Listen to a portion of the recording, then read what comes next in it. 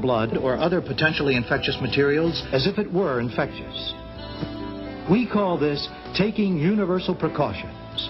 And universal precautions must become a part of how you do your job. For your own safety, treat all blood as if it contained blood-borne pathogens. Federal regulations have been issued by OSHA, the Occupational Safety and Health Administration. The regulations cover anyone who has reasonably anticipated skin, eye, mucous membrane, or parenteral contact with blood or other potentially infectious materials resulting from the performance of his or her duties. If your work brings you in contact with blood or other potentially infectious materials, you're covered by the Bloodborne Pathogen Standard, which is Title 29 of the Code of Federal Regulations, Part 1910.1030. It contains complete and comprehensive rules requiring such things as exposure control plans, free hepatitis B vaccinations for workers with occupational exposure, rules for training and record keeping, special rules for research laboratories, and appropriate medical follow-up after an exposure incident. That's very important. If you do have an exposure incident, report it promptly to protect yourself. A confidential medical record, separate from other personnel records, must be developed for such incidents. The regulations ensure confidentiality and medical follow-up. One other thing you must know.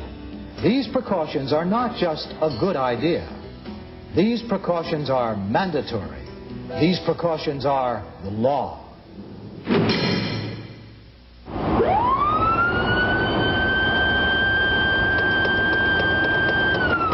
The normal precaution, of course, is our safety, to make sure that the person that we just stopped isn't going to try and hurt us, as well as the traffic out here on 95, being it's interstate highway. The main thing I do is keep my distance to keep myself from getting hurt. It's very important for the trooper or police officer to place some sort of protection onto his hands, the potential to come into contact with an HIV-infected person's body fluids or blood.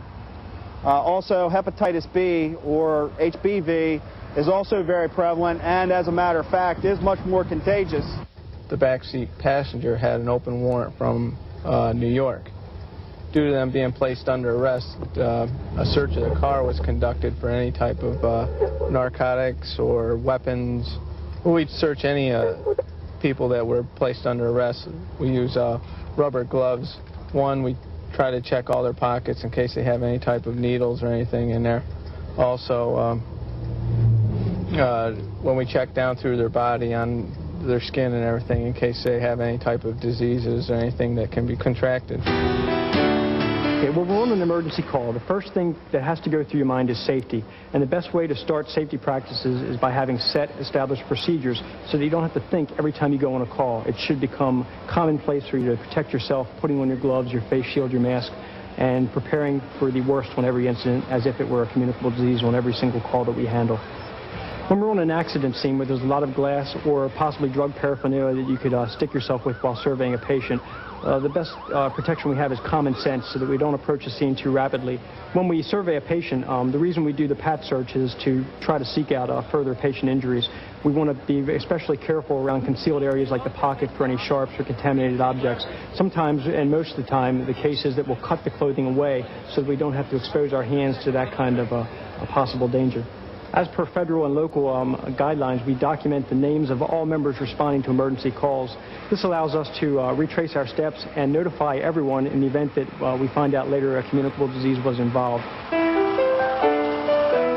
The universal precautions are always on our mind on the scene of an accident or something like that. When we have a structure fire, we are aware of the universal precautions we need to take. However, we are mostly covered. Our body is completely covered by the protection gear that we wear to protect ourselves from the smoke and heat inside of a structure fire. Our number one priority is always to rescue any victims that would be trapped inside of the house. And then we would immediately remove them to the outside of the structure where the proper EMS personnel will take care of them from there. In the delivery room, we do several things to protect ourselves against bloodborne pathogens. After we scrub our hands, we take a towel and dry ourselves well, and then we self-gown, for the physician is usually the only one gowned in the delivery. Then we put the gloves on in such a fashion that our hands do not touch the outside of the gloves at any time. We then draw the edge of the glove up over the white cuff so as to prevent seepage of blood through the porous white cuff. We put on the hat for our head. We wear a mask that has a face shield that protects both from the side and the front, our eyes and the mucous membranes of our eyes against blood splashing, especially with deliveries, because the cord sometimes can wave around a bit, or just during the delivery everything happens very quickly. We also wear boots on our feet because the gown only covers below our knees, and this protects both our shoes and our ankles and shins, so on.